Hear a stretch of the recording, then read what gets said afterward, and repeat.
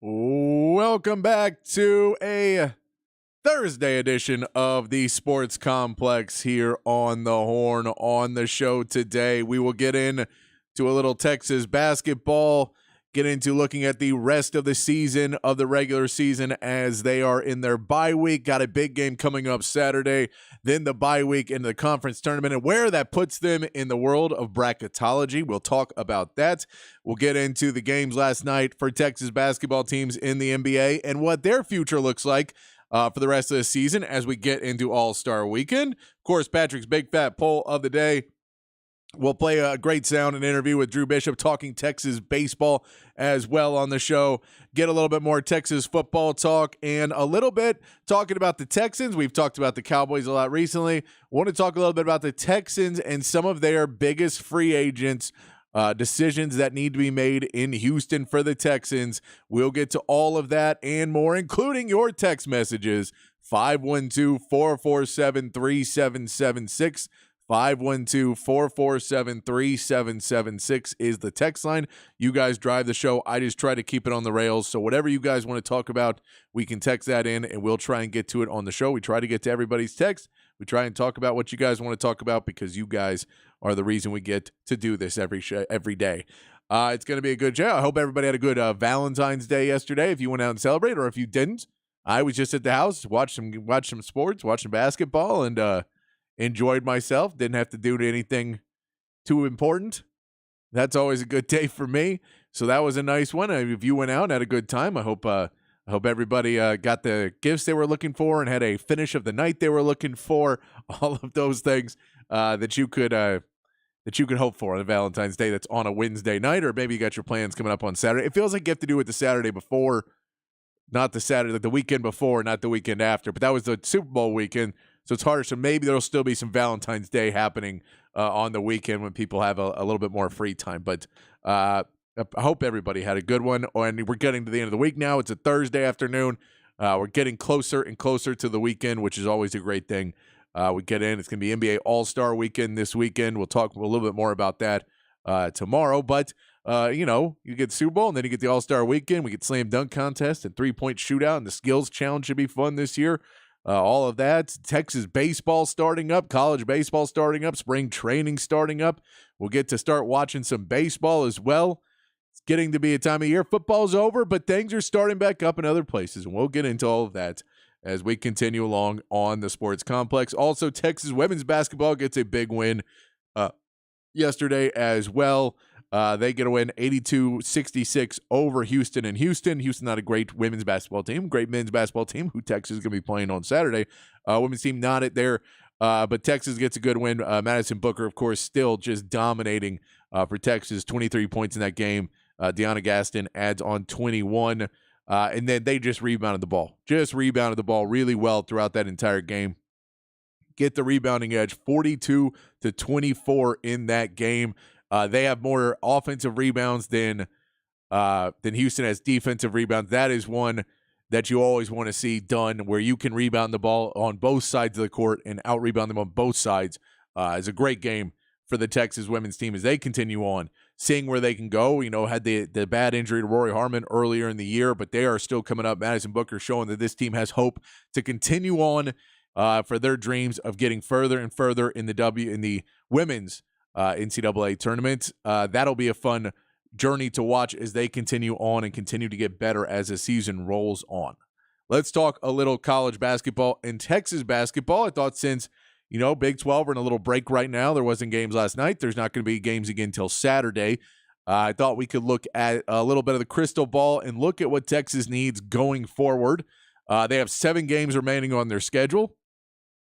They have some pretty tough road tests coming up, and where they sit in bracketology right now, most people are putting Texas as certainly in the tournament right now at an 8 seed.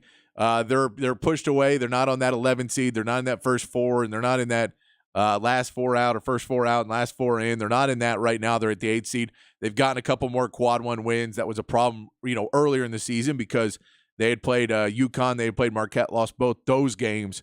And that kind of put them behind the ball in quad 1 wins. They're now 4-6 in quad 1 wins, which is basically 4-4 in Big 12 play against those quad one teams, the best teams that are going to get you the most points and most looks going forward. They have a lot more of those games coming up, though. If we look forward at the schedule for Texas, Texas does come out on Saturday. It's a noon tip-off for Texas as they take on Houston. That is going to be 11 noon. Noon. I'm sorry, noon. Noon tip-off for a game against Houston. That is going to be a really tough game. Houston's number 3 in the country right now. They're a really good team. They are 13-0 at home. That's something you're going to realize about all these road games that Texas has left, that these are really, really good teams at home. It's hard to get a road win. Texas did lose to Houston in Austin as well. It was a close game, hard-fought game, and one that it felt like Texas, if they had picked up the pace a little bit earlier in that game and got with the energy and intensity earlier in that game, they would have had a shot, and a real good shot, to pick up that win. That would have been a big one for Texas early on. Houston 8-3, leading the way in the Big 12 right now. So a huge matchup. This is one that, I'm not going to put a ton of faith into Texas being able to win this. With 7 games left, what we're really looking at is 3 home games and 4 road games. You have to win all 3 of your home games left. You're playing K-State, you're playing Oklahoma State, and you're playing Oklahoma. You've already beaten Oklahoma before on the road. You need to be able to win that. K-State and Oklahoma State you have not played so far this season. Oklahoma State has not won a road game. They're 2-9. That's a must-win game for Texas. That is like the West Virginia game. You need to be able to go in and take care of business against Oklahoma State in that game. Kansas State is another game that they have been struggling. They've had turned the ball over, had similar problems to Texas, but without the same amount of talent. Jerome Tang wasn't able to bring in the talent that he needed to at K-State to replace the guys that were exiting. He was more of a transfer portal guy his first year. I think in the Big 12, it's going to be tough for him to keep up that transfer portal and bring in recruits. So I think he's trying to bring in some young guys and develop them, which he's really good at doing. But that still means that he's going to have to, rebuild this Kansas State program. They're not quite there yet, have the talent, and they're going to be playing Texas on a Monday game after that Saturday game at Houston. So you have to be ready. No matter what happens on the road in Houston, you have to be ready to bounce back on Monday and win that K-State game, because you need to be able to win all of your home games that are left. All 3 of those need to be W's going forward, because you are not in a place right now where you can drop another one. You already dropped your ones that you could. You dropped that UCF game and in the West Virginia game were games that you could not drop, and you did. Those are the reason why you don't have any more gaps going forward in this season to really make sure you're in the spot where you want to be going into the tournament. Those are 3 winnable games. You got to win those. So that leaves you with the 3 road games. You start with Houston this Saturday. Next Saturday, you go to Kansas, number 6 Kansas, another team that is 14-0 at home. They've had troubles on the road this season, but unfortunately, the way the schedule was, they don't play in Texas. You play them at Kansas, where you're going to the Fog, and they just have a great following there. They play much better. Their shooters hit shots better. Their defense picks up at home. That is going to be a difficult game. And in that stretch, this is going to be one of the most important stretches for Texas, because if you say that Houston game is not a gimme, that Houston game is going to be if you win it, great. I'm rooting for Texas to beat Houston on Saturday. I wouldn't predict that they're going to. You're going to be playing a Baylor team at the beginning of March that's 13-1 at home. The only loss they have is a triple overtime game against TCU. You're going to be playing that game. It's a winnable game, but you're going to have to score at a very high level against a Baylor team. You want to go 2-2. You want to go 2-2 out of these last 4 road games, because if you can go 5-2 to end the season in this last 7, I think you're pretty good getting into the tournament. If you lose 3 of them, you maybe can still get in. You're going to need a little bit better of a conference tournament appearance, but you don't necessarily. You can still make it in. If you lose all 4 road games, it becomes harder for the committee to look at a team who's struggling down the stretch and think that they're going to be able to compete at a high level, and may give it to a team that has a little bit more upside and is playing better down the stretch. So you really need to be careful with these last 4 road games. And that stretch right there, the game on February 24th and then February 27th, that is a stretch of 2 really good teams at home. Between going to Kansas and going to Texas Tech. You lost to Texas Tech earlier this season. I think the team has improved a lot. That Texas has improved a lot since that loss. However, they are still in a place where Texas Tech is improving. Texas Tech just beat Kansas at Texas Tech. So that is a tough road game. You need to pull one of those out. one of those has to be a W for sure. You cannot lose to both Kansas and Texas Tech because you're going to be in a real tough stretch right then. If you drop both those games, it's going to get harder and harder. The pressure is going to put more on you, make it tougher for you to play in that Baylor game.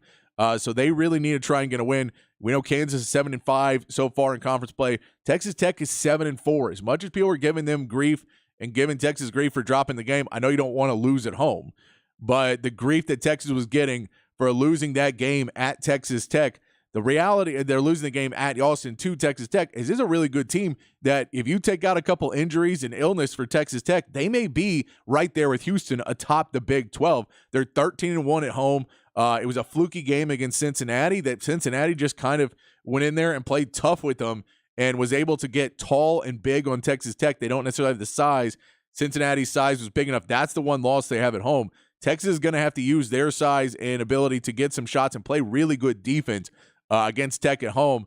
They don't necessarily have the most prolific scorers. So if you can play with a lot of intensity and rebound hard against them, they're going to be doing that at home. But you play that stretch, Kansas and Texas Tech, when we talk about where the season kind of hinges and where you're really looking at, can this Texas team get where they need to be to get into that 8-9 spot you want to be in the tournament and have a real shot to go in and win a couple rounds, try and get to that second weekend. And once you get to that second weekend, now you're feeling your oats. Now you can go and do what you need to do and hope you get the right matchups. That's just going to be a hard point for how talented this team is this year.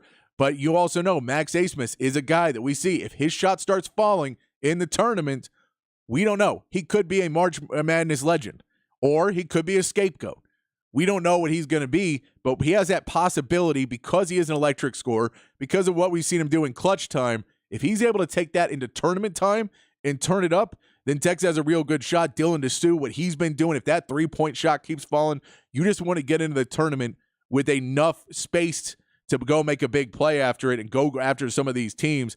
And so for me, if you're looking at it, this Houston game is going to be rough. It's just a hard team to match up for Texas. They bring a lot of intensity. They play really good at home. Sampson has that team going just the way they want to be going right now, playing at a high level. They're 8-3 in conference play, 13-0 at home. It's going to be a tough ride on Saturday. We'll talk more about that game and the matchups tomorrow. But that's a tough one. You got 3 home games you can win. You have to win all 3 of those. And then if you can go out of those, out of the 4 remaining road games you have, against number 3 Houston, number 6 Kansas, Texas Tech that will be ranked, and number 12 Baylor. All 4 of your road games are against teams that are ranked right now or probably will be ranked at the time that Texas plays Texas Tech in a couple weeks.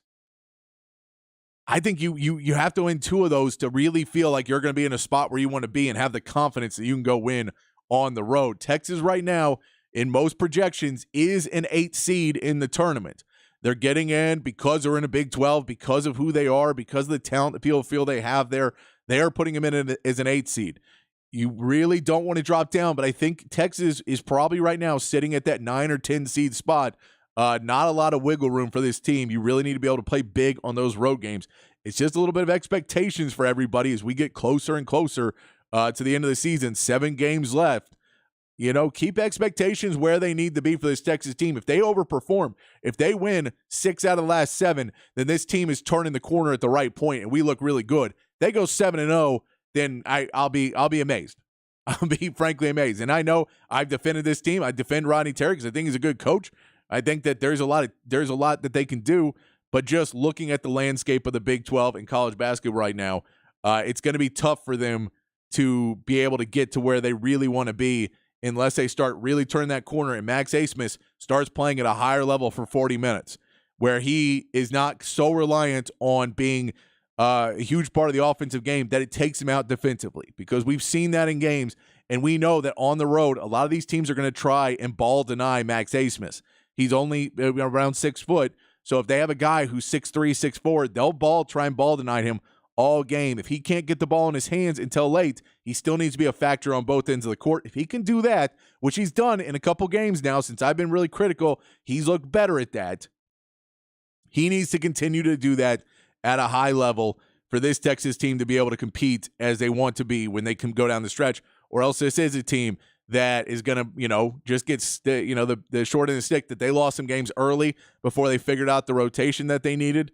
They lost some games early before Dylan Dessou is back to full strength, and it's going to bite him in the butt when it comes down to it, and it comes down to selection time for Texas.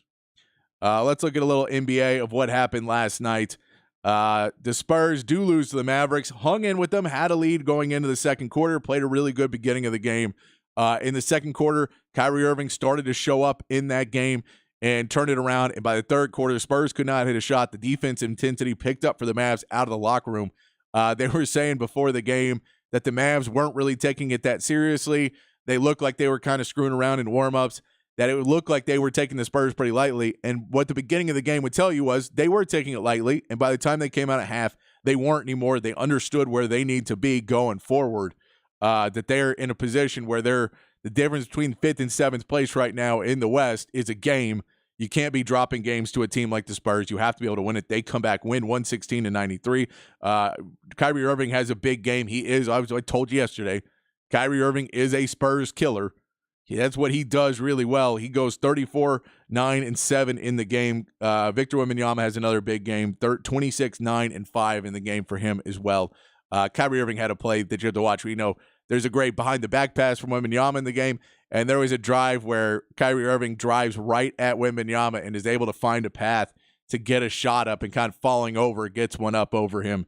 And Wembanyama after the game said he got lucky. But it was a good game for the Mavs to get the win. P.J. Washington still not fully in the offensive rhythm. Daniel Gafford has another double-double, another 10-10 game. He's getting better. I think, if he can consistently get the rebounds, they're going to be able to help him out defensively a little bit more. P.J. Washington playing some decent defense. He's using his length, trying to get out there and get after the ball, gets a few rebounds. His just shooting has not been there. Kyrie Irving talked after the game about him trying to find where he's comfortable, going from a situation in Charlotte where there wasn't really the star, and LaMelo's the star, but he's a point guard, and he's passing the ball. And, I think that the offense was a little bit more regimented there. And in Dallas with Luka Doncic and Kyrie Irving, he doesn't necessarily want to step on toes, so he's passing up some shots he should be taking. He ends up going 1 for 6 shooting, puts up 3 points, but does get 6 rebounds, which is something you want to see for him as he continues on. The Rockets drop a disappointing one, 121-113 to the Grizzlies. Jalen Green and Jabari Smith have one of their worst combined outings. They combined for 10 points, just not really ever to get it going offensively for those two guys. And we get Jaren Jackson Jr. is a defensive player of the year. Like, he's a really good player. So there is reasons that this Memphis team does play good defense, and it can be hard on a younger team to figure out how to score against that. What you do like is Amen Thompson, the rookie from this season, had a really good game, 19 points, 12 rebounds. He ends up fouling out of the game. They did foul a lot. 41 free throws for the Grizzlies. It's one of the things that swings it. But the Grizzlies get a win. The Rockets are just right out of that play-in game. They're a few games back. They need wins over teams like the Grizzlies where you can get them. So a disappointing loss last night, but they get a break over All-Star Weekend to rest up, get some of their players back. We'll go more into that tomorrow about what the NBA teams need for Texas, what their future looks like as they go in to the All-Star break in the remaining part of the schedule. All right, let's get to the big fat poll of the day so we can play this interview from Drew Bishop talking some Texas baseball as well. Let's hit that big fat poll of the day. Patrick's Big Fat Poll of the Day on the Horn. All right, big fat poll of the day today, 512-447-3776. 512-447-3776 is a text line. I'm going to add a couple more questions for you in the 5 o'clock, but let's start off because we were talking Texas basketball, and we were talking about the 7 remaining games for Texas basketball this season. So the poll of the day, how many more games will Texas win this season? They have 7 more, and I'm just saying regular. I don't want to put in conference and tournament or whatever else, but the regular season out of the next 7. You got an at Houston, Kansas State's here in Austin, at Kansas, at Texas Tech, Oklahoma State here, at Baylor, and then Oklahoma here to close out the regular season. How many more of those games, how many do you have them winning? We'll see the haters. We'll see the people with faith. That's our poll of the day. How many more games will Texas win? They got 7 left in the regular season. How many of those will they come out and finish up winning? That's what I want to see from you guys. 512-447-3776. Anything else you want to talk about, hit us up on that text line, 512-447-3776. All right, let's get to the break. We'll take a quick one. We will come back and get into a interview from this morning on Hook 'em Up with Drew Bishop. He's the director of scouting for Five Tool Baseball. He's talking about Texas baseball. It starts off this weekend, so I thought we'd throw some of that on the show today. When we come back here on the Sports Complex on the Horn 1019, AM 1260, the Horn app, and hornfm.com.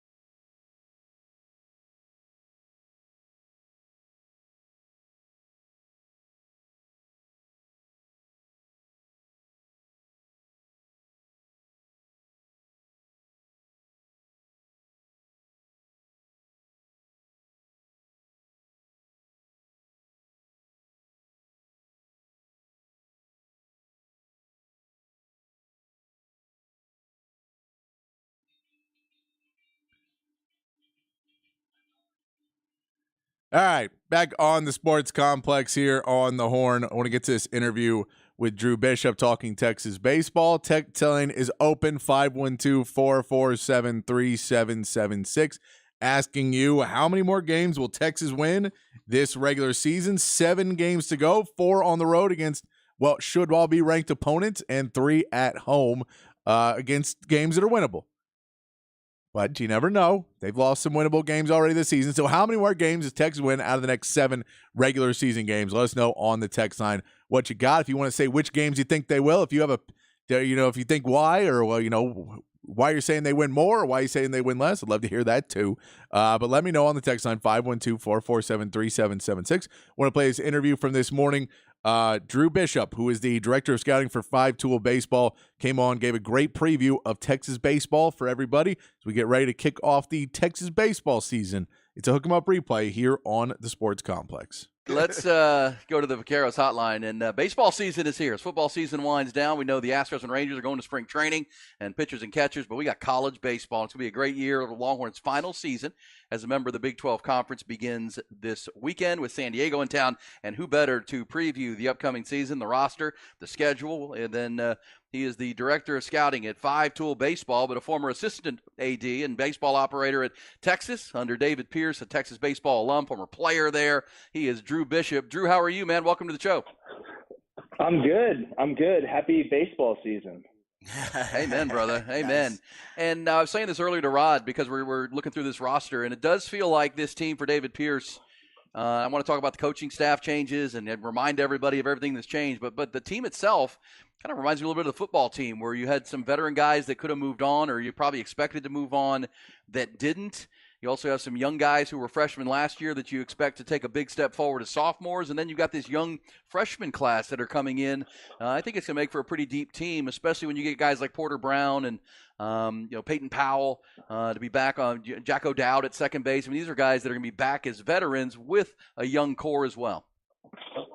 Yeah, it's huge. When I was still working with the team, I mean, it's nice to be able to go lay your head down at night when you're a coaching staff, knowing that you have that experience, especially in some key spots. You've got guys like you mentioned. You have Jared Thomas back, Peyton Powell, Porter Brown in the outfield. So you have people at pretty much every level of the defense and throughout the lineup. And then bringing a guy back like LeBaron Johnson to have to pencil in every Friday night is just something that gives you a good start and a good feel going into every single weekend. No question about that. So start at the pitching staff, and then, Rod, we'll get into the position players. But when you said LBJ, LeBaron Johnson Jr., we all remember that amazing performance at Miami last year in the playoff, in the tournament. And LBJ really got a hold. I mean, no one works harder, according to David Pierce, on his craft and trying to get better to develop himself. But he's back on Fridays. You got Charlie Hurley. You got Tanner Witt. Just give us your overview of those 4 guys and some other guys that could challenge for starting rotation spots this season for Texas. Yeah, it's going to be interesting. It's going to be a pretty cool thing to follow throughout the preseason, or I guess before we get to conference. You got LeBaron on Friday. Charlie Hurley's back. I think he'll start out the season on Saturdays, and then Sundays you could go a number of routes. That might be the spot that you use Tanner. You have Luke Harrison coming off of an injury that's been throwing the ball well, and then Cody Howard's been throwing the ball well too. So, there's going to be some options. It's always, it'd be nice to pencil in and know who you're going to have as your starting 3 heading into any season. But, at this time of the year, it's kind of a big puzzle. You kind of look at it. You got 4 games a week. You're trying to fill 36 innings is really what it boils down to. And with the prevalence, at the major league level and starting to creep down into college with using openers and stuff like that, especially with some guys coming off injury, I think it's the responsible thing to do, I think, is what Coach Pierce has wanted to do and find a way to work those guys in early in the season and be ready to go by the time you hit conference play, which is something to pay attention to. But there's a number of guys that'll be in the mix for some of those innings to complete those 36 innings over the course of a week. You mentioned LeBaron's going to give you a good chunk. I think Hurley's going to give you a good chunk. We mentioned Witt, mentioned Cody Howard. Max Grubbs is a guy that I think is going to get some innings. Cole Selvig on the freshman side. And then you got some guys at the back end of the bullpen that I think people are excited to see with Gage Bame and the Fontenot kid who transferred in from McLennan after being at LSU. And then having a guy like David Shaw back in the mix, returning so quick after an injury is going to be a huge shot in the arm for them. No pun intended, of course. But, he's a guy that I think is going to be counted on as kind of a leader of the bullpen. You know what you're getting with him. He's super competitive. Guys seem to listen to him. And then on the freshman side of things, mentioned Cole Selvig, who's thrown the ball well. Easton Toomeys is a freshman that they're really excited about. And then Hudson Hamilton is a kid, too, that, he just kind of has that mentality. A lot of the things that people said about Chance Ruffin as far as, the Bulldog on the mound, that being tough, wanting the moment, I think a lot of that stuff is kind of what you hear about Hudson. So the exciting thing for us and for Texas fans is that you have a lot of options. And that'll afford him the ability to kind of tinker with some stuff. And, it's one of those years, I think, where, you may look up in April and see who's starting on the weekend and who are the key relievers.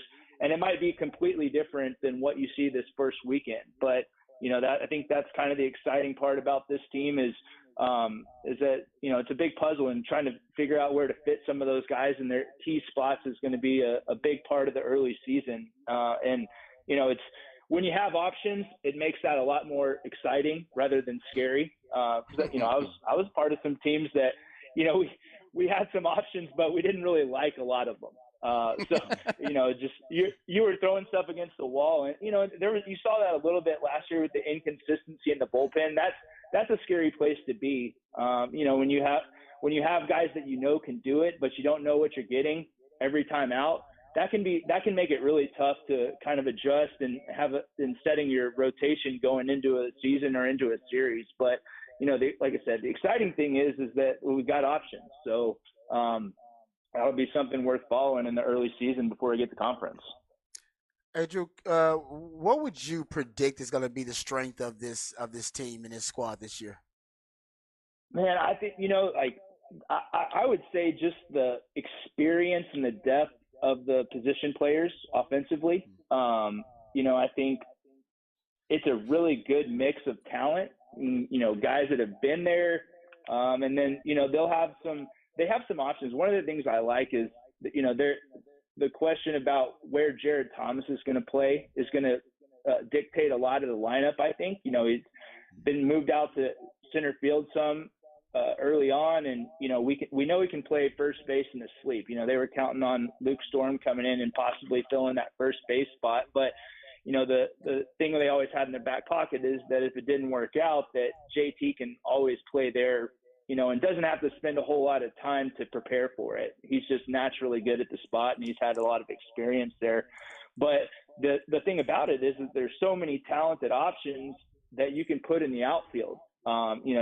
Obviously Porter Brown's a guy that they're going to pencil in quite a bit.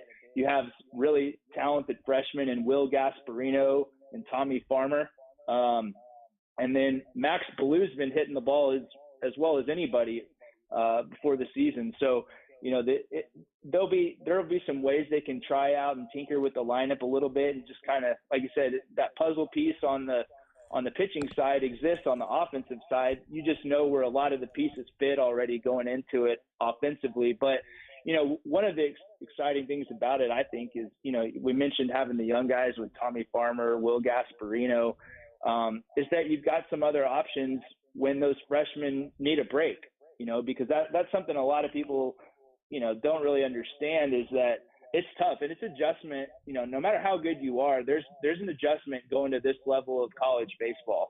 And sometimes you just need a day off and recharge. And, a lot of these kids haven't had a weekend where they've gone, 1 for 9 or 0 for 9 in their life. And that'll probably happen at some point for a freshman playing this level of competition. But being able to slot some guys in and give them a spell for a day or two, is a nice luxury to have. It's just something that this lineup should be afforded with the talent and depth that they've got and that they've built. So, I think that's something that might play a key role. But, mentioned Farmer, he's extremely athletic, possibly the best athlete on the team. Gasparino's, kind of the headliner of that recruiting class coming in. And then, you brought in Seth Werchan and Casey Cummings too. And it seems like Casey Cummings, every time they're on TV, whether it's the Fall World Series or alumni game, the kid hits a home run. So he might be a guy that surprises us too when he gets his chance. And then freshman Nick Sanders, talent-wise, is pretty special, and him evolving. They've been toying with him at first base some, and I think that's a spot that he might get some looks if you end up putting Jared out in center field, or he may DH. He's just got that kind of juice in his bat that you just may have to find a spot for him in lineup. It does feel like a very deep team. We're talking to Drew Bishop, previewing the Texas baseball season, which opens up tomorrow, a 3-game series with San Diego. He is the director of scouting at Five Tool Baseball right now, former, though, assistant AD and baseball operations at Texas, played at Texas, and knows this roster front to back. I mean, so many questions coming off of what you just said, because the freshman class, much heralded, and, of course, the Major League Draft did not diminish it. You mentioned Tommy Farmer from Santa Monica, California. You mentioned Will Gasparino. He's the big 6'6" prospect. His father is the director of the minor leagues for the LA Dodgers. A lot of expectation for these young guys, and that's why I say the mix of veterans and then the Jared Thomas, Jalen Flores group, and now here comes this really talented group of freshmen. How good is this Gasparino, and what can he provide in year one? He's special. I think there's some things that you see him do. Probably at this time last year, I don't think there were a whole lot of people in the baseball world that thought that he was going to make it to campus. And that's the kind of kid that you take a swing on in recruiting. And it's always funny. You see the joke on all the websites when a kid commits for baseball. It's like, okay, what are the chances he shows up? And that part of the game's changing a little bit. I think you're going to start to see a lot more of those talented kids make it to college, partially because of the NIL, and then partially with, the draft being shortened and the prevalence of analytics in the sport. I think that a lot of teams are just moving to models where they want the older guy coming out of college because they have more data on them. So I think over these next couple of years, you're going to start seeing a lot more guys like that make it to campus, and Will falls into that category. He's big, he's strong, he's fast. I played with Drew Stubbs. Drew was one of my roommates and still one of my best friends. And, I don't know if he's as straight line fast as Drew, but I think he's a little bit more polished at this point in his career than Drew was. But a lot of the things that you would have said about Drew as a prospect, you'd probably say about Will. So, obviously for Longhorn fans, that's an exciting thing if he even approaches that level of what Drew was able to do while on campus. So, I think, he gets some of those comps because he's long, he's tall. And, obviously you mentioned his dad's baseball background and all that. He's been around the game. He's played in a great program. And, you talk about that freshman adjustment, you never know. I think that was one thing that always struck me is there's always a guy in every class that you don't expect as much from that comes out and ends up being one of your best players over the course of his career. And there's always some that don't turn out to be that. So you never know, but, with the talent and upside that Will has, along with a handful of some of these other kids in this class, it's pretty exciting to think about the future for the Longhorns on the baseball field. Andrew, what are your thoughts about how, Coach Pierce now obviously becoming the pitching coach as well, how that responsibility is kind of change his methodology, having to be that hands-on? Do you expect it to change anything at all?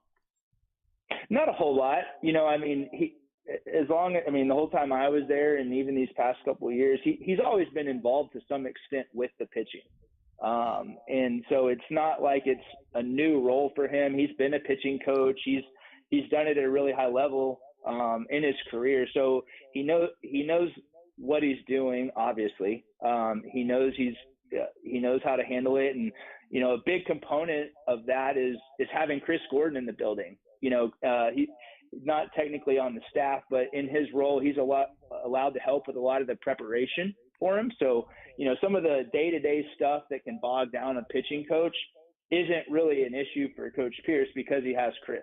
You know, Chris has a long track record of being a really successful coach and pitching coach, specifically coming from Duke. And, you know, I know that went into the decision of him taking on that role, is that he knew he had somebody in the building that was going to be able to take away some of the day-to-day monotony that a pitching coach would have to handle if that was his only job. So, you know, I don't see it changing a whole lot. You know, I think the other component of it is, you know, Coach Pierce has coached third in the past. And, you know, luckily on staff, you have a guy like Steve Rodriguez who, you know, he coached third when he was the head coach at Baylor. So he's got experience there.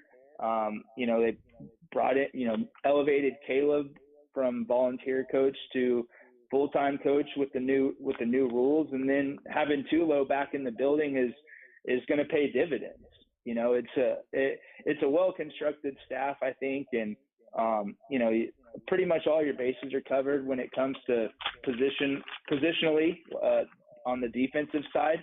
You've got people that coach each of those positions. And I don't think you're going to notice a whole lot of the change, you know, based on the product that's going to be out on the field. Drew Bishop with us. You mentioned Tulo. Troy Tulowitzki is back, director of player development. We know how hands-on he was with the Ivan Melendez's and the career, the Murph Staley, and just how much better they improved the defensive side of the ball. The director of player development role, what is that? I know it's kind of a new role with David Pierce as head coach and pitching coach, and Steve Rodriguez, Caleb Longley, and Philip Miller. How would you define what Troy's going to be asked to do day to day and as the season goes on? Yeah, I mean, I think, you know, a lot of the value that Troy brought when I was there, and, you know, I'm assuming continues to bring, is just, you know, the respect that he commands from the players, because it's a guy that, you know, has done it at the highest level as well as anybody. You know, I mean, he's a guy that, if he doesn't get hurt, he's probably in the Hall of Fame or still playing, you know, and so, you know, just that understanding and presence and aura that he has, you know, I think it rubbed off quite a bit on the team as far as, you know, he teaches them how to prepare, you know, and that was something that we were really good at, but when he came in, but just took it to another level when he got there. You know, I think that he's just one of those guys that's kind of what he was known for, is his preparation and just being an all-out grinder, even at the talent level he was. And, you know, getting to see that work ethic and how to go about it has just, you know, been taken to another level with our team. It's something that's there every day, and seeing those guys that have done it, it tends to have an effect on the players. I mean, probably a lot of in the same way that a Michael Huff does on the football side of things. Just knowing that there's guys in the building that have seen it, have done it. It's just another voice in there that kids can look to and really learn from. And, you know, I think he's going to have a big, you know, he's another set of eyes to the coaching staff, which is invaluable. Mm-hmm. You know, and having been in the pro game as long as he was, it's kind of just, it's a different view and a different look, and just, you know, sometimes a different way to go about things. And, you know, I know that we made some small tweaks here and there when he showed up. But just the aura that he brings, the confidence that he gives the kids, the ability to be a sounding board is invaluable. And I think that's what he brings to the program in spades. No question. Last thing for me, Drew, we talked about the infield, the outfield a little bit, the pitching, the bullpen has to be developed, the puzzle that it is. What about catcher? I mean, that obviously Garrett Gilmette was so vital last year, Silas Ardwan before that. That's always a huge position in college baseball to be a good backstop and handle the pitching staff. Is it Riley Galvan, the youngster from Sinton, and who would be his top competition behind the plate? So I think early on you're probably going to see a split.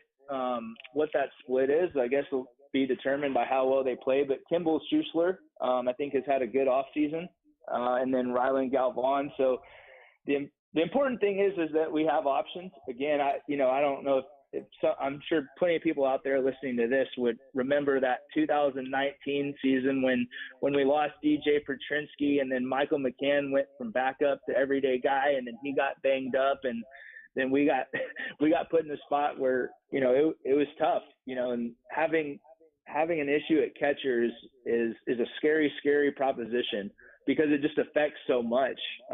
But, you know, I think the good thing is with those two guys, you know, you're not going to affect the pitching. I think that's the thing you worry about the most at the catching spot. Obviously, Gilmet was a very pleasant surprise the way he handled things last year. I mean, he had a track record at USC of doing well, but I think he came in and kind of grabbed the bull by the horns, no pun intended, but he was really good in that spot. And I think that they're at a spot with those two, with Schussler and Galvan, that they feel comfortable. And that's, you know, the tricky thing about it when you're evaluating it on the baseball side for the catching spot is it's one of those positions that a lot of the things that really matter, you don't notice a whole lot unless it goes wrong. And so, you know, it's kind of one of those things that you can tell pretty early on. And, you know, we've been blessed the last couple of years with some of the guys that you mentioned. You know, Silas was probably as good as we've had going back to a guy like Cameron Rupp and Taylor Teagarden. So, you know, not having a huge drop off last year was invaluable. And so I think that's going to be a big part of it, is just getting those guys comfortable with the pitching staff. And you may see, you know, I mean, a lot of people go back to when you had the duo of Taylor Teagarden and Curtis Thigpen, where it was kind of 1A, 1B, and the other one would stay in the lineup. I think between those two guys, you know, you may see some situations where one guy catches another guy more often, and it may, you know, so that may come down to who's put in the lineup is who's starting that day. So, but overall, the important thing is you got two guys that they feel comfortable with and look forward to having throughout the season. Drew, we appreciate that very much. That's really a good deep dive into this Texas baseball team as the Longhorn fans try to get up to speed on what's coming. Great schedule this year. There's a great tournament down in Houston that they're going to be a part of. Yep. We'll certainly talk about that. But, man, thanks so much. We'll check in again as the season progresses, as the puzzle gets played. But a lot of talent at all levels, and looks like it's going to be a fun year of Texas baseball. Thanks for doing that. Yeah, you bet. Absolutely, guys. Hook 'em. There you Thanks, go. Drew. Former Texas player, former Directus baseball operations boss there, working with David Pierce, and now the director of scouting for Five Tool Baseball. And that's a deep dive on this team. Really talented. That's the thing that jumps out. Good stuff there from Hook 'em Up with Ian Rod B and Drew Bishop, talking about Texas baseball as their season is getting ready to kick off. We're going to take a quick break, and we'll kick off taking your text. 512-447-3776 is the text line. Big fat poll of the day. How many more games will Texas win in the regular season? 7 games left, 4 on the road, all likely to be ranked opponents, and 3 at home that can be winnable games. How many more will they win the rest of the season? That is a poll of the day. Love to hear more from you. Anything else you want to talk about as well, you can text that in 512-447-3776. We'll get to the text line when we come back here on the Sports Complex on the Horn 1019, AM 1260, the Horn app, and hornfm.com.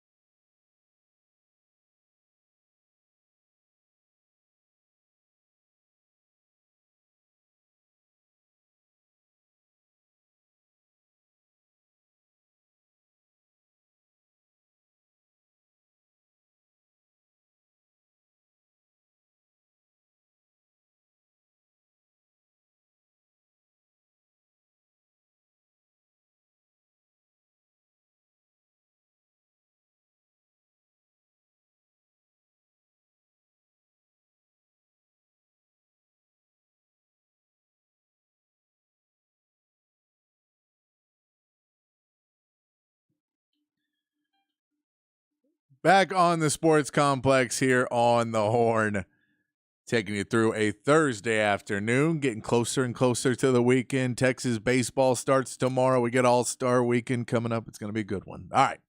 Let's get to text line. 512-447-3776 is the text line. Big fat poll today. How many more games will Texas win in the regular season? Would love to have your opinion on that. Anything else you want to talk about, send that in. Let's get to the text line. Man, Nate says for Valentine's Day, he ended up with this 10-year-old kid sharing our bed for Valentine's night. Woohoo. Yeah, I could tell you seem very excited that your Valentine's night was hanging out with the kid. You know, it's why you got to take him out and, Valentine's Day, get him to the grandparents, get him to the babysitter. I'm sure babysitters, they charge high rates on a Valentine's Day. They want to be going out with the guys that they're hooking up with when you're out of town and they're at your house. I don't know how babysitters work anymore. It's been too long since I've been at the age of babysitter age of the kid side of it, and I don't have any kids of my own, so I have no clue how any of that works. For our big fat poll today, Texter says 4. 4 is not a crazy number because that's the 3 home wins, and then that's 1 and 3 on the road. Again, I'm hoping for 5. But we'll see. This weekend, Saturday, will be a big start to it, what they can do in Houston. Rye Guy from New Mexico says, I believe they have the talent and the skill to win all 7, but I think they'll win 5. I think they have the talent and the skill. If they're playing their best basketball, they can compete with anybody in the country. And this Texas team has we've seen what Tyrese Hunter can do when he's shooting well. We know what Max Abmas, we know he's probably capable of putting up 40, 50 points in a game if he were able to get his shot going before the, last 8 minutes of a game, then he could put up huge numbers. But he just has trouble getting it to where he's shooting that super high level until it becomes clutch time. And then Dylan DeSue has been able to put up big numbers as well. Dylan Mitchell has shown at times he can be really electric in getting to the rim and then playing defense and rebounding. But, yeah, they haven't been able to put that together consistently enough, and that means that it's why we say 5. And 5's really, I think that's where you're looking at is pretty much a really good case scenario for Texas, because I think if you win 5 of those games, you have a decent conference tournament appearance, you can still sit at that number 8 seed pretty easily in the brackets for the NCAA tournament. Let's say Chan says, thoughts on Chris J playing more? Should RT allow it, or is RT set on the lineup? Is Chris more of a point guard or a shooting guard? Thanks. I think he's going to be more of a point guard. I mean, point guards in today's basketball have to be able to score too. The reality is when you have Max Abmas and Tyrese Hunter, and in most games he's trying to play them 35 minutes, in that 35, 37, 38-minute range, there's not a ton of time left. And I'm a big proponent. You've heard me on the show say before multiple times that I'd like to see Chris Johnson find a way to get him into the games. You're a little bit late in that now. Hopefully you may be able to see it at some of the home games that you'll be able to get far enough ahead and be able to get into a place where you can have him and get him a little bit more ready for playing time and see if he's got anything. The problem has been the games he's got into, especially on the road, they attack him immediately. And they will try and pressure him anytime the ball's there and try and get him. And he's made some mistakes. And one thing you can't do is turn the ball over. And so if you come in the game and before you even get a shot off, they double team you like you're a star player, and you're not thinking that I'm going to come in as a freshman and they're going to double team me. So they double team and then you immediately throw the ball away. They kind of know to attack when he gets in. And I think RT has been able to see that that's not necessarily the best case for him. And then also Chan says the intensity and consistency which this team have been a miss this season. Hard to say which games they will win. Best chances are the home games with what's all at stake now with this team. I think the home games, 3 wins is where you've got to win at least one of these on the road. If you lose all 4 on the road, it's going to be tough. You've been a pretty good road team. You've shown a little bit more intensity on some of the road games because you've been able to, I think, take them seriously and understand the season really being on the line. And that's why I say that run right there of Kansas and Texas Tech, both on the road, I think is a big game, or like that's a big 2-game stretch for Texas. That if you can win one of those games because your back's going to feel up against the wall, and if you lose to Kansas at Kansas, then going into Lubbock and how intense that building is going to be against you. Leaving the Big 12, they want to come after you. We'll see if they can come out and get a performance against there. Nate also has a new poll. How far we have Texas going in your bracket? I don't think I could pick them getting out of round one. And then the reality is it depends on, what the matchup is. Are they probably better and can play with some of these teams? And especially when you say Max Abmas is clutch, yeah, they can easily beat a first round team. If you're an 8 seed, they can get that win, and they can move on and continue to play in this tournament. I think they're more built for a tournament play than Big 12 play, because I think they can match up in different ways. The question is, does RT let them match up and play to the other team? Where I think if you're an 8 or 9 seed, you have to do that more than what he tried to do earlier in the year, which was impose his will. And they just have the talent to impose will. That's one of Kansas's problems this year, is they've tried to walk in and say, this is how Kansas plays basketball. And they went to Texas Tech and it didn't work. And so if you don't hit those shots, none of that how we play is not going to matter. I think they have a shot to go in. And depending on matchups, it's like Texas matched up with Purdue one year. And you just went, well, crap, that's probably the worst matchup we could have had in the tournament, with an electric guard and a big man. Not every team has that, so I think there's different chances Texas has. But you have to get there, and you have to get there in a better seed than if you get in there at a 10 or an 11 seed. It's just going to be so much harder for Texas to get a win or two in the tournament. Then that 8 seed, it's a little bit easier to get a win if you get into that spot and get a win or two. All right, let's take a break. We'll come back. Text line still rolling, 512-447-3776. Keep that rolling along. How many more games will Texas win this regular season out of the last 7? We'll get into some football talk as well when we come back here on the Sports Complex in the Horn 1019, AM 1260, the Horn app, and hornfm.com.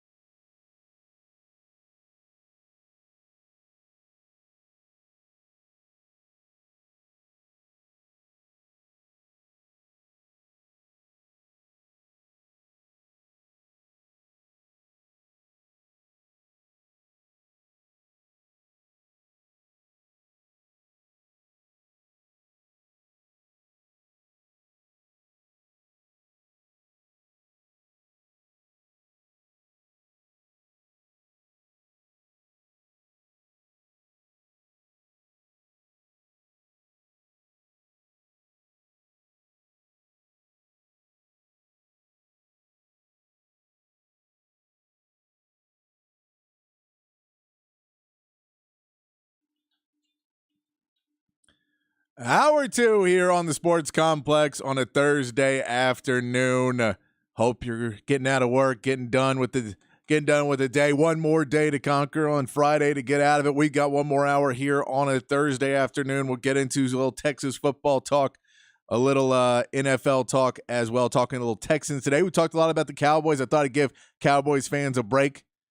We're talking about the Cowboys and having to, deal with somebody who sometimes isn't nice about them, but we'll talk about the Texans today. How about that? We'll talk about the other Texas team. We'll get back to the Cowboys here in the next tomorrow or the next day, and at some point soon, we'll talk about the same issue we're going to talk about with the Texans today. We'll get to that. Big fat poll of the day. We talked some Texas basketball earlier. We told you they have 7 games remaining in their schedule. 4 on the road. Houston, Kansas, Texas Tech, and Baylor, all hard, big games. They've combined lost 2 home games so far this season. One of those had to go to triple overtime to happen, so it's going to be a tough road on the road. And 3 winnable games at home. Kansas State, Oklahoma State, and Oklahoma. Those are 3 games at home. All of those are winnable. But 7 games left. How many games do you think Texas will win? That is a big fat poll today. How many will they win out of that 7, the 7 left in the regular season? How many will they win? That is that question there. I do want to talk a little Texas football news with you too, or stories around Texas football that I'm going to ask you some questions about those too, because I want to talk with you about these. Because I saw the first one is that we saw CDC did his town hall meeting, and one of the things he said in it I kind of took is, okay, and I've seen more and more people that are not necessarily Texas fans comment on this than I've seen Texas fans comment on it. And so I wanted to ask you guys, as some of you are Texas fans, some of you are not, about the Texas OU, the Red River rivalry, and about the matchup that CDC said at his at the lunch or the whatever the State of the Union that CDC gave, that he would like to move that game to 2:30. And it's been a conversation before about could you do it at night, and then that's never really going to happen. And that, I don't think at the Cotton Bowl night game would really work. I know he wants to do more night games, CDC does, because it's just they're more, the games, especially here at DKR, are just a little bit better when they're at night. They just feel, they feel bigger at a night game. But the Red River rivalry at 2:30, I want to know what you guys feel about that. I kind of prefer 2:30 as well, just because I think if you're trying to watch it, to get together and watch it, if you're trying to make it a bigger event, that 11 o'clock is a fun game to watch, but it doesn't feel like the big game of the day. And so, not moving it to the 5 or 6 or 7 o'clock game, but putting in that 2:30 slot, I just feel makes the game feel bigger because it feels like it's in a slot of bigger games. And I know it's always been the 11 o'clock game. I know there's reasons that they want to keep it at 11 because they don't want people to get drunker and get into fights that are already happening. They want to clear it out and have the State Fair have their evening. And when you push it a little bit further back, then that kind of cuts into the State Fair at night. And now you put a lot of drunk, angry fans or drunk, way too happy fans out at the State Fair. And so there may be other reasons other than just the game that they want to keep it at 11. But then I saw a lot of people that were, not Texas fans, just sports talk, people that talk college football that have said that they would make sure it never moves off 11, that it is an 11 a.m. game, and that's the magic of it, and they want to see it stay at 11. I don't think there's a magic of it at 11. I'm also not a morning guy, so that might be the reason that I'm like, I don't want to wake up and kind of get going. And then 11, the 11 game feels like what I do before I go out and watch games, or what the game you watch at 11. And, as Texas fans, we just dealt with years of 11 a.m. games and getting stuck there because you were not the prime games. I'm all for the 2:30, but I want to know what you guys think on the text line. Let us know there. And another question of an article I was reading today about the biggest additions, the most important additions to Texas football team, or not to Texas, but the top 25 football teams in college football. There was an article about that today and I wanted to get your opinion of who you think will be the biggest addition, the most important addition to this Texas football team. Their answer was Isaiah Bond, which makes sense.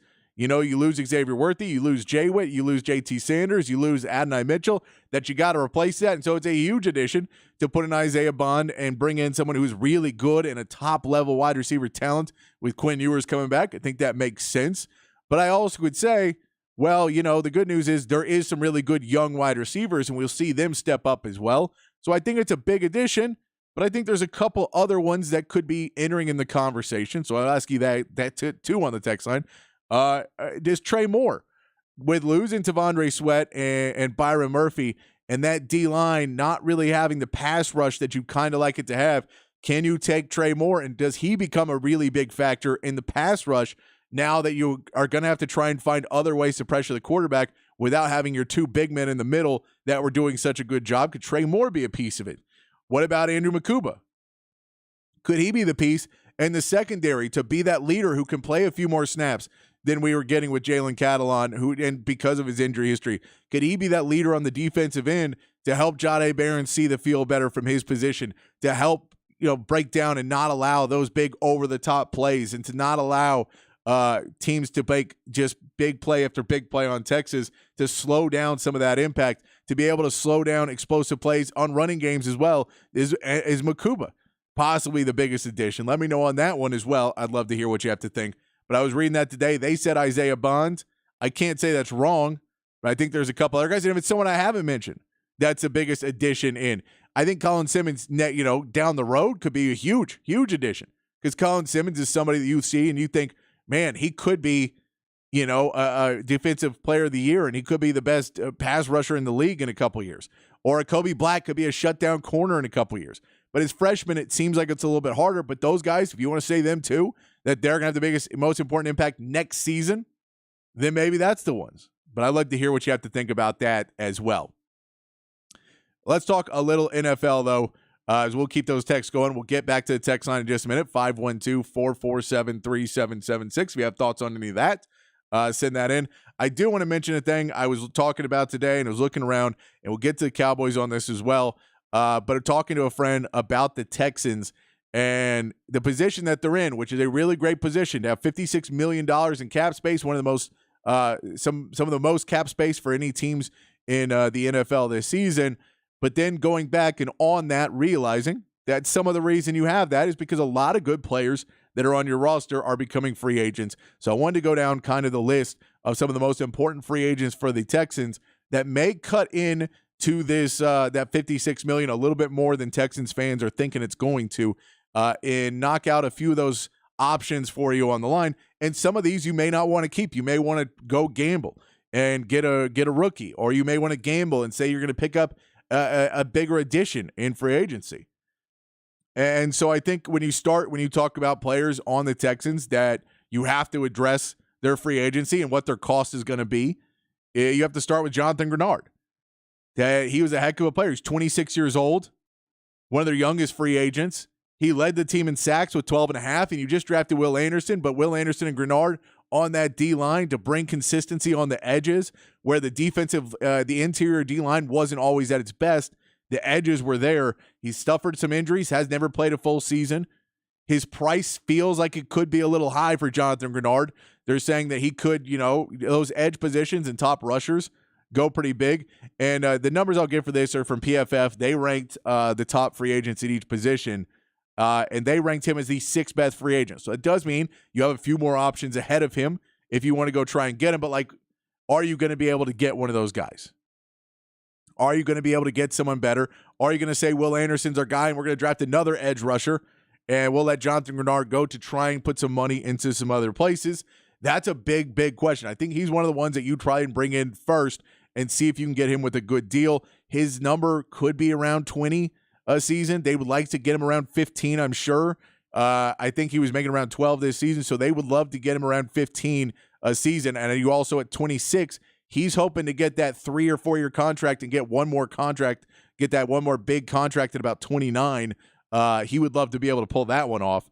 Another guy who led your team in tackles, your linebacker Blake Cashman had 106 tackles this season in 14 games. Led your team in tackles and only played 14 games and was a big piece of leading this defense. Another guy who has been with the team for a little bit, has really helped to transition into the DeMeco Ryans defense, feels like a commodity you can't leave. He's ranked as the 9th highest linebacker in free agency by PFF, which tells you this is a guy that you really have to go try and bring back. He's only 27 years old. You feel like you can bring him back and be a part of this team for the Texans going into the future. But again, that's another piece of your $56 million that is probably going to be given up to go get a Blake Cashman.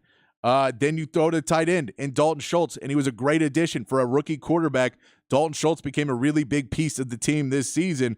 Only 27 years old as well there. He is the $12 million a year is what he was making this season. That's where he got franchise tagged in Dallas. Didn't want to stay there for the amount of money they wanted to pay him. And he falls into that range where he's not a excellent top-tier tight end, but also if you look at PFF, he's the top-ranked tight end free agent. There's just not a lot of top-tier tight ends. So you could go into the draft and look after and see if you can go get a big-name tight end, or, see if JT Sanders, you can fall to him and take him high and make him your guy. You do have Brevin Jordan on the roster if you're the Texans, so it does give you an option at the tight end position. You could try and build with a tight end a little bit further down. There's a number of tight ends that are pretty decent, and the question is, do you think it will stall C.J. Stroud's growth at all to take away a top tight end? Brevin Jordan did pretty well in some places, but he's not quite a Dalton Schultz, and definitely not blocking-wise what Dalton Schultz can do. And when you're talking about protecting C.J. Stroud, that may be a good place where the money goes as well, because he blocks real well, he can run routes well, he gets open. Those are the types of things you're looking for in a tight end. Dalton Schultz has all those pieces, not a superstar, but if you can get him for the right price, another piece of that $56 million that may go down, and he feels at 27 like he would finally like to get some guarantees, as he's had some injuries throughout the years that he may want to get a little bit more guaranteed money on his deal. But that's another piece for the Texans that is going to be a difficult piece to see if they want to bring him back. We also have, when we get to a little bit older guys, but guys that are still a big piece of it, your secondary is going to be a big concern of the Texans going into this season.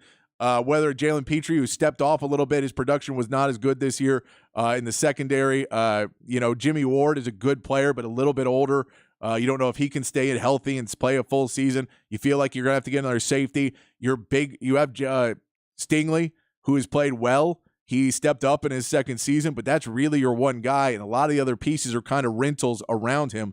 Steven Nelson has done well at that other cornerback position, but he's turning 30, and we know that last season, before the season, he was posting stuff on social media of a vest jacket that Nick Caserio is known to be wearing, and called him a clown and a fool and all this because he wouldn't pay him more money, and he wasn't making a lot of money. He was making about $3 million last year. So I get, as being a starter in the NFL, you'd like to make more than $3 million. So he may be trying to look to cash in right now at 30 years old. He's listed as the 6th best cornerback as a free agent, according to PFF. So if you look at that, he may not be able to be brought back, and the Texans may have to go another route. But I think he's a guy that you really have to look at. If the price is not, exponentially too high, he knows the system. He's played well in a lot of different positions in the secondary for the Texans. And even if you're going to go out and try and draft some guys and bring some guys in new, having somebody who knows the system feels like a must for this Texans team. And then we go to the defensive tackle position. Interior D-line wasn't great. Sheldon Rankins was your guy that was good in that lineup. He is turning 29. He'll turn 30 before the season. He still has a cap number. He's a guy who's been renegotiated, so he still has cap numbers. He'd probably like to come back. He was one of those hired guns that was brought in. Can you bring up his salary to make him okay with staying there? They've had to renegotiate his before to get him to fit into the salary cap. He is the 7th best interior D lineman according to PFF. But he's another one of those positions where, you're so light on that position. If you let him go, now you have to bring in 2 or 3. It becomes more and more difficult to manage your draft. If you let any of these guys go, it becomes a major priority in your draft. You already have to go find another running back. Singletary did well, but you have Dameon Pierce. He's not somebody that feels like it's going to be able to pick up this running scheme that Bobby Slowick is running, so you may want to move off of him.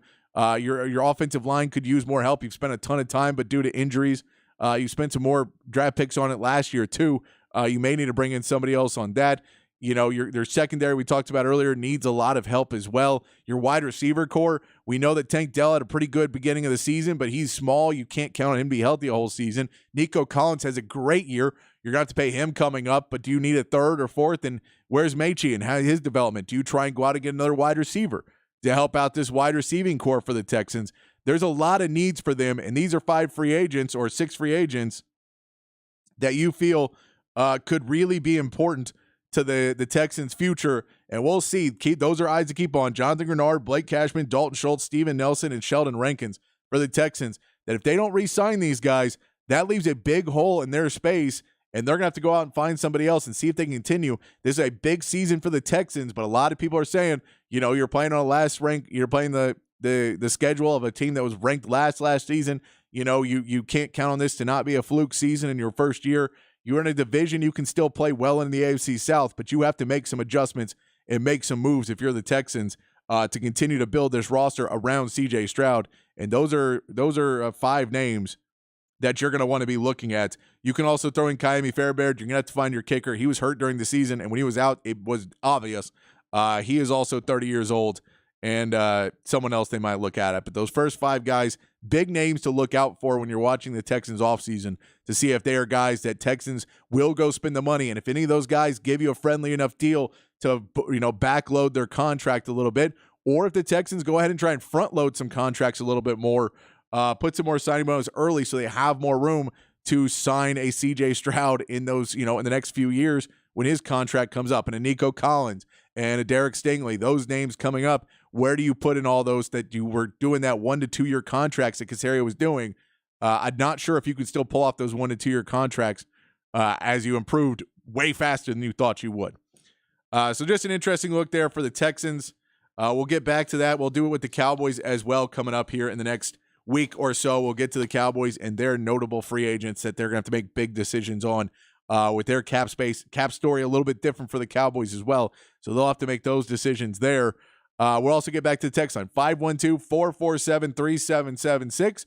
How many more games will Texas basketball win this regular season with 7 games left on the schedule, 4 road games against really good teams, 3 home games against winnable teams. Also, who will be the most important addition to Texas football this season? Read that article, said Isaiah Bond. There could be some other ones. And what's your thoughts on the Red River rivalry being a 2:30 game or an 11 a.m. game? What do you think on that? Lots to talk about. We'll get to the text line when we come back.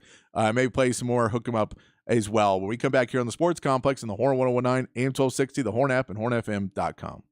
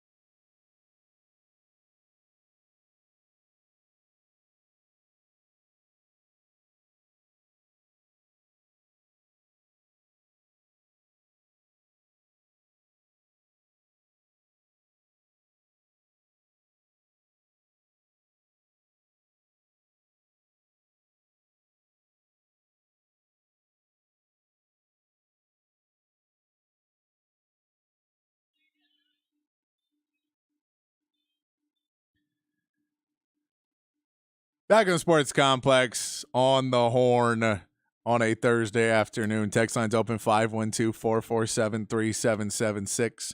Appreciate everybody playing along as I played the same song by 12 different people this week. Wrapping it up with James Brown. We're playing the same song all week. Since the Chiefs won the Super Bowl, we'll give them that little treat. The same song over and over and over again, different versions. Text line's open 512-447-3776. We'll get to it. Nate says they can lose to anyone talking about Texas basketball. They can.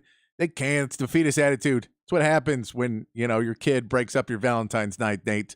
You get angry and you need a Snickers, man, and maybe something else, and you'll be a little bit happier. But man Chan says, we don't match well with the Texas Tech guards in Kansas home court. Wow. Yeah, that's going to be tough. It's a tough stretch, but that's where you want to see this team turn the corner, which they did last season. We can say that last season we didn't think this team was going to be going, and then they beat Kansas here at Austin, and it turned the season around where they made that Elite Eight run.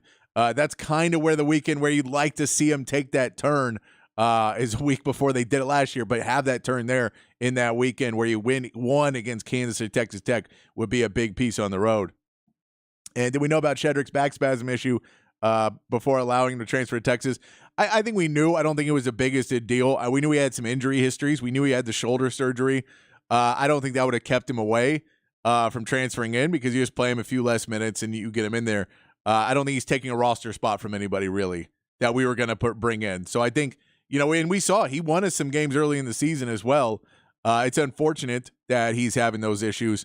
But you just kind of treat it as much as you can and hope for the best. I don't know if there's any reason why you would still look at that and say, well, we're not going to take you. We'll just play Zarek Onyema a bunch more minutes. I don't know if that makes us a better team. Dexter says, fingers crossed, 5 games. And also 2:30, time for more tailgating. Yeah, I'm going with that. I like this one. Good pull on this one. Amari Niblack is the biggest get this year, in my opinion. That is a big get with JT Sanders being gone. Gunnar Helm's a good tight end. There's some other guys in that room that are pretty good, but feel like getting another top tight end, a guy that could be, the top tight end taking the draft next year, could be the top tight end in college football next season.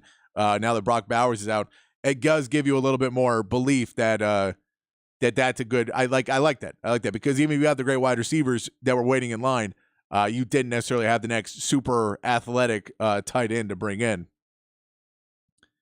Let's see. Dexter says 32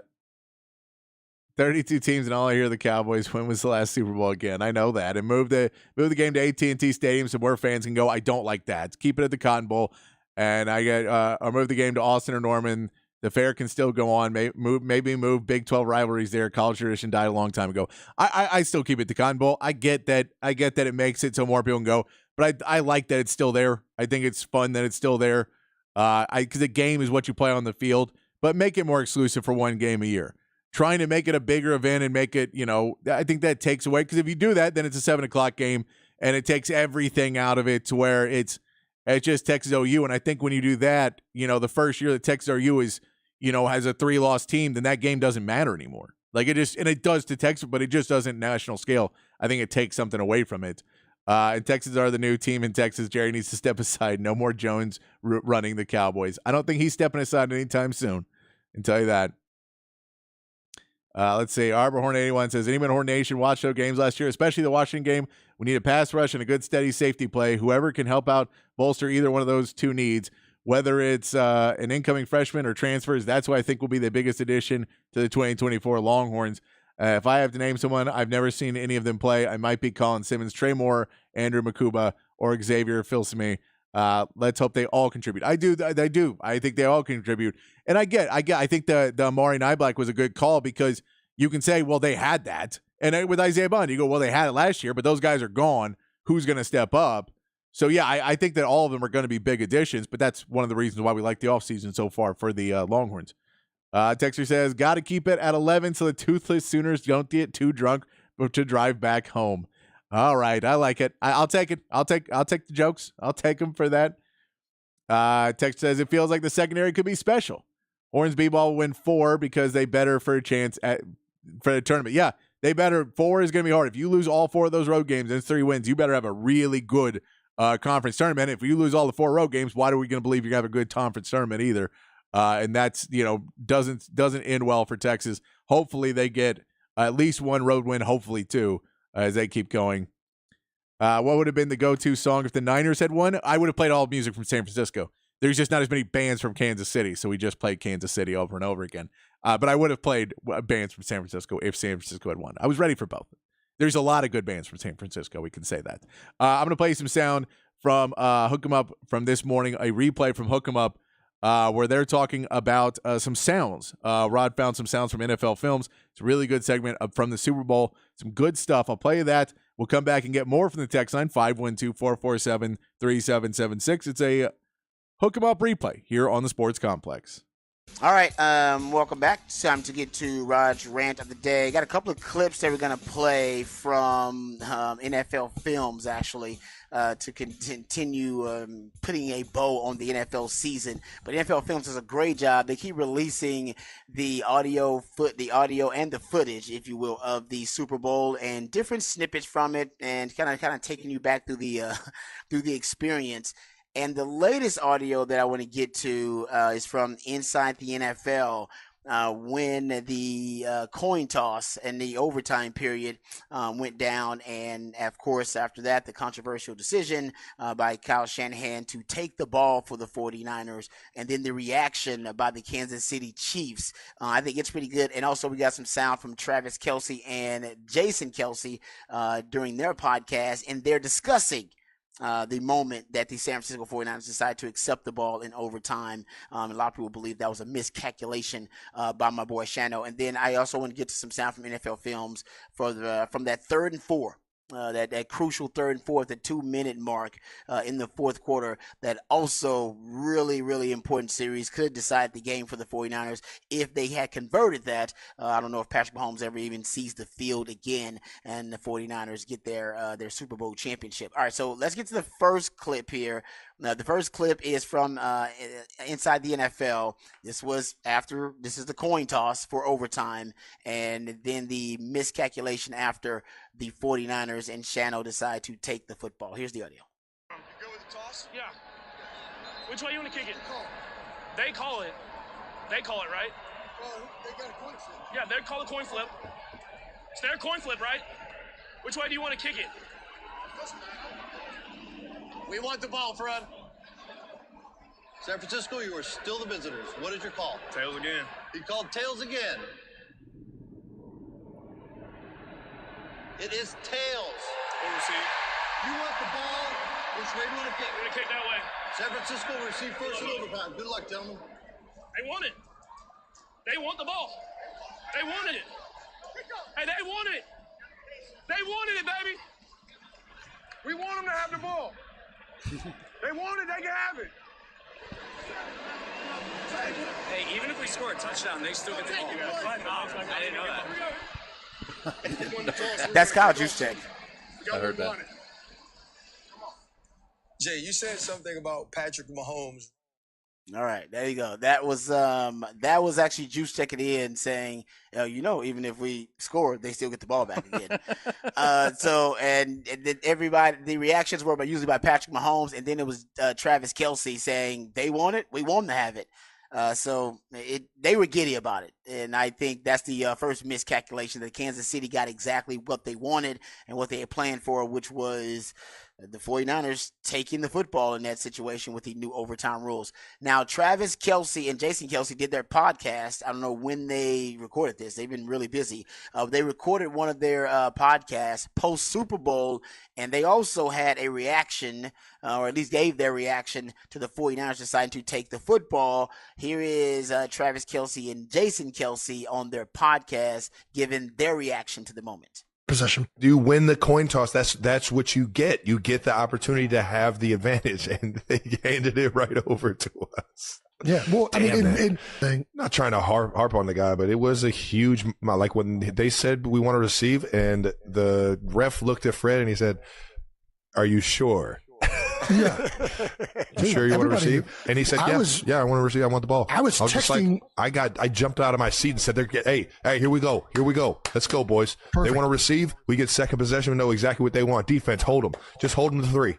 I don't just hold them to 3. We're going to go down here and win this thing, baby. Freaking crazy. Really was. I was texting Nick before that even happened because we go over the same situation in playoff football.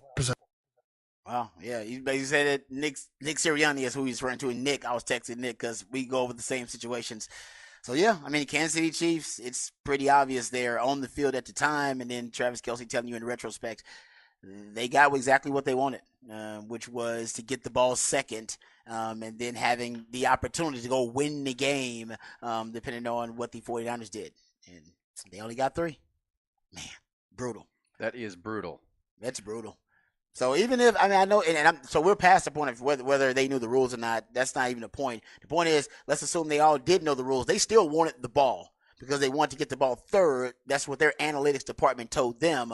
But as we know now, and Patrick Mahomes has reiterated, he actually had an interview from Disneyland World, wherever he went, that he said, oh, yeah, we were going to go for 2. Andy Reid doesn't like me keep saying this, but we were going to go for 2 anyway after he scored a touchdown. So if they scored a touchdown, they weren't getting the ball back. And that's what that's obviously we heard right immediately after Chris Jones after the game, right in the post game, talking about we went over this all every week, every day during practice. We talked about this. If we got to overtime, all the way back to training camp. So the Chiefs, you could tell, were excited because they had a plan. I mean, we won. Our 15 gets the ball last. Yep, that's all they wanted. Yeah, which means if they were planning to go for 2.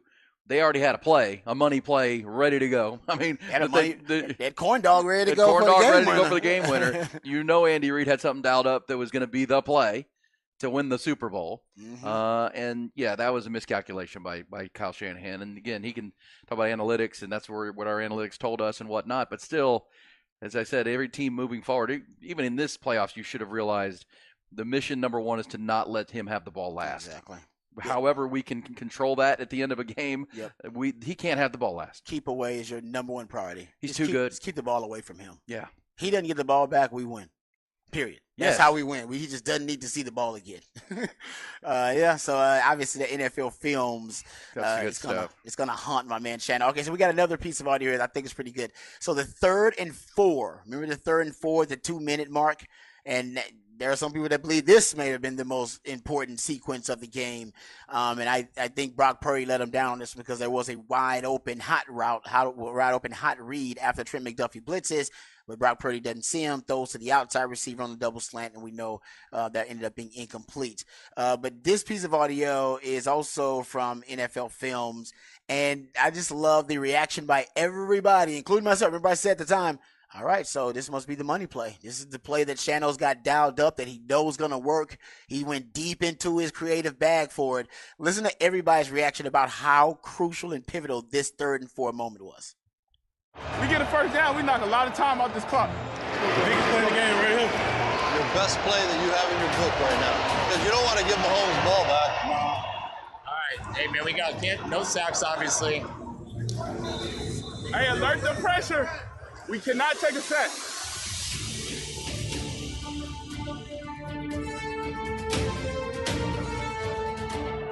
Purdy looking left. Ball got tipped right out of his hand. McDuffie pressure. Nobody blocked it. Biggest snap of the game. You know Spags is going to have his best play dialed up, and so is Shanahan. And look at this. They get a free runner pressure. They got about 10 of them this game. They got more than anybody in the league, and this guy's been central. McDuffie has been great in these situations. Christian. Got him. Give it to him. Ooh, that was a good move.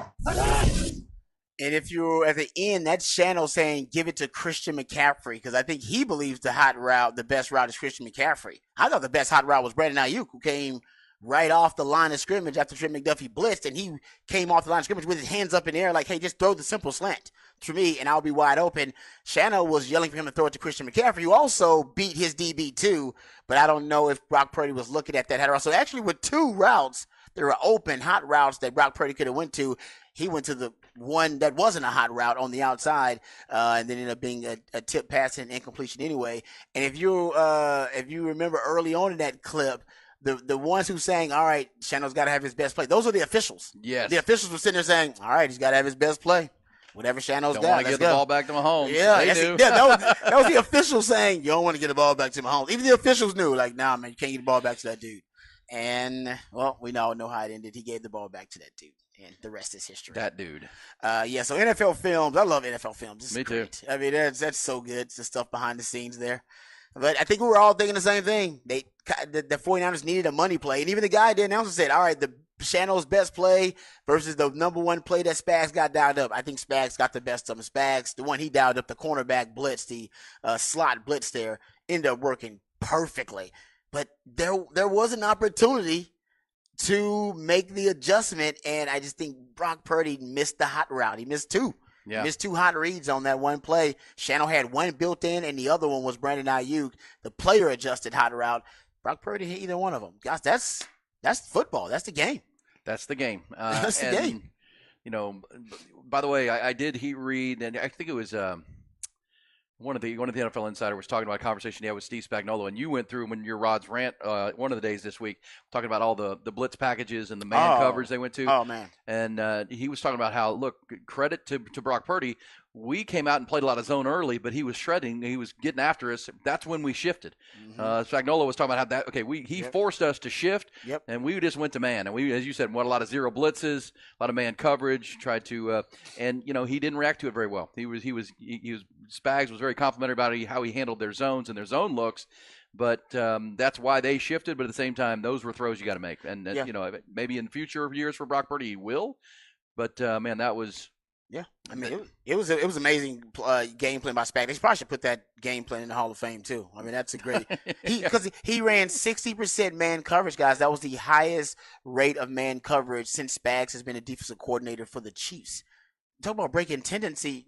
There was nothing on the record that would say he would ever go above 52% man coverage rate. That was the highest man coverage rate he had run prior to that Super Bowl, and he went to 60%. He was extreme and excessive, and it worked. It did work, and that play was massive. Gosh dang. It was huge, man. They I think they win the Super Bowl if he converts it. And obviously, a lot of people pointed out the missed extra point. That too was a critical play. You know what? You fired your DC. You need to fire your special teams coach. Think about the special teams. You had a Peter call that nobody was adhering to, and that's why you had the ball that hit one of your punt coverage guys, ended up hitting them in the back of the leg, was because there's a Peter call. For those who know, a Peter call is when you yell a certain call, and everybody vacates that area because they do not want the ball to hit them unintentionally. So Peter call, either not observed or not utilized, and then you have the blocked extra point, which could end up being the play of the game. Your special teams was terrible. Yeah, and cost you big time. It cost you. Huge. Yeah. Set up the first touchdown when you were doing a great job defensively, and then the missed extra point was.